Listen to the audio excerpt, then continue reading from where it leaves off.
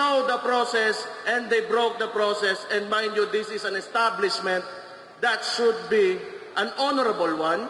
And yet, they move like syndicates.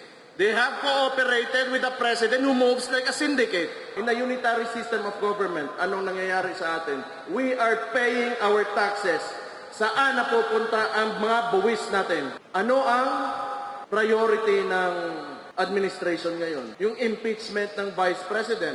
Because we all know, pag hindi nila matatanggal ang Vice President ngayon, hindi sila makalagay ng presidente nila on the 2028 elections because he is a great threat sa presidency this 2028. This should stop right now in the 2028 elections.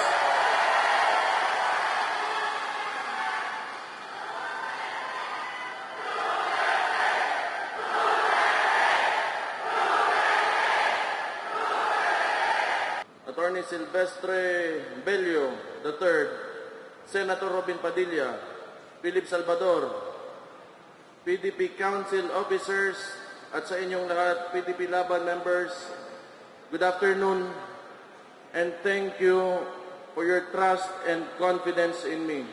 Maraming salamat sa inyo. Gusto kong malaman nyo na I am only here as your instrument. I am not here for personal ambition. I am here to make this country work. Masyado nang mataas yung masyado nang maraming nangyari. The core objective of one of the core objectives of PDP Laban is what?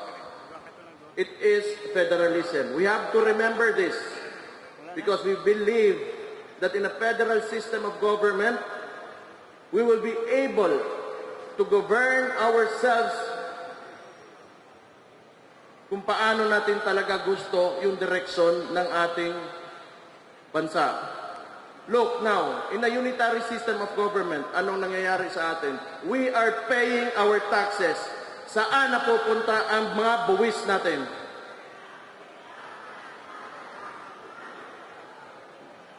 Instead of opening up the Blue Ribbon Committee on the flood control, kung saan nawawala ang trilyon-trilyon nating pera, ano ang priority ng administration ngayon? Yung impeachment ng Vice President. Because we all know, pag hindi nila matatanggal ang Vice President ngayon, hindi sila makalagay ng presidente nila on the 2028 elections because he is a great threat sa presidency this 2028. Now, I go back. Tingnan nyo, the unitary system of government, presidential one. They have so much control and so much power, and that is centralized right now, kaya nangyayari sa atin to. The president can threaten anyone. Tingnan nyo, walang natitira. Dalawa nating senador, isa nating senador, kinulong nila. Our guest candidate during the midterm elections, Rodante Marcoleta, just because he wants to open the Blue Ribbon Committee on Flood Control, anong ginawa sa kanya? Do we even have freedom at all at this point dito sa bansa natin? The former president, nasan ngayon? He's in The Hague. He's in the ICC. And clearly, walang jurisdiction. We know the process and they broke the process. And mind you, this is an establishment that should be an honorable one. And yet, they move like syndicates. They have cooperated with the president who moves like a syndicate. Papayag kayo na ganito na lang tayo? We have to do our duty and responsibility for our country. all of us members of this party will not have an ambition of his own, and our collective ambition is to lift this country up from all of this corruption, from all of this evilness that is happening to our country right now. This should stop right now in the 2028 elections.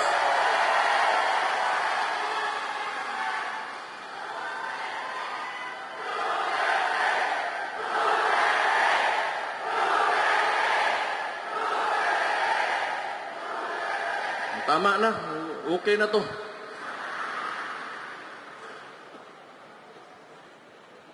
Yung mahalaga kasi, yung kinabukasan. I have children. You have children. You have grandchildren. What kind of future do you want for these kids? A worst one that we have now, or a better one? So we have to fight. Kahit gaano sila kalaki, makapangyarihan, nasa kanila lahat ng pera, tinatakot nila ang lahat, kinukulong nila ang lahat, hindi tayo titigil hanggat sa hindi tayo mauubos. Pero mauna muna kayo ha, ako na last kulong.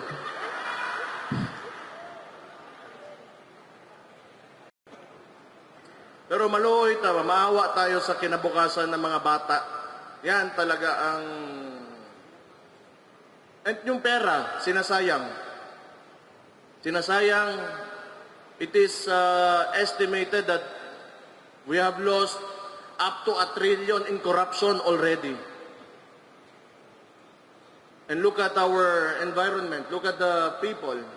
People are still suffering, people are still hungry and very dissatisfied with this government. The survey showed, ang presidente natin ngayon got a survey, an approval rating, which is a disapproval rating, negative 27. Di na natin kailangan pag-usapan pa. The people are already the people already know. The people already know. We are tired and we do not want this anymore. But I guess the upside of things, tingin ko rin naman maganda. Kasi nakita ng mga Pilipino kung ano ang klaseng gobyerno ang hindi maganda. They have contrast to what former President Rodrigo Duterte did to this country when he was president. And he made this country great. He made us Filipinos proud of our country. So which is good contrast. Ngayon, pag upo ni Bangag, ano nangyari? That is why people are very dissatisfied because nakikita natin ang difference, ang diferensya ng noon at ngayon. I think marami pa tayo on the agenda. But gusto ko lang ulitin, I am here for you as your instrument, as your leader of this party. Kung anong gusto nyo ang direksyon na susundin natin, I will listen to you. Kung tingin nyo ano ikakabuti para sa ating partido, ikakabuti ng ating bansa, ikakabuti sa atin, ng mga sarili natin at sa mga pamilya natin, I will listen to you. This should be a collective effort. Lahat tayo magkaisa. I really value unity. Kailangan natin magkaisa. Kung may problema, may kailangan kayong ipaabot sa akin as president of this party, let me know. Then my ears are open and they're ready and I am very willing to listen to you. All the members, galing sa pinakababa hanggang sa akin sa pinakataas. Thank you so much for your trust again and confidence in me. Maraming salamat. Mabuhay kayo. And soon, kita-kita tayo Wag lang kayo talagang tumigil. Keep on pushing. We are getting there and we are winning. Congratulations. Ug maayong hapon. Magandang hapon sa inyong lahat.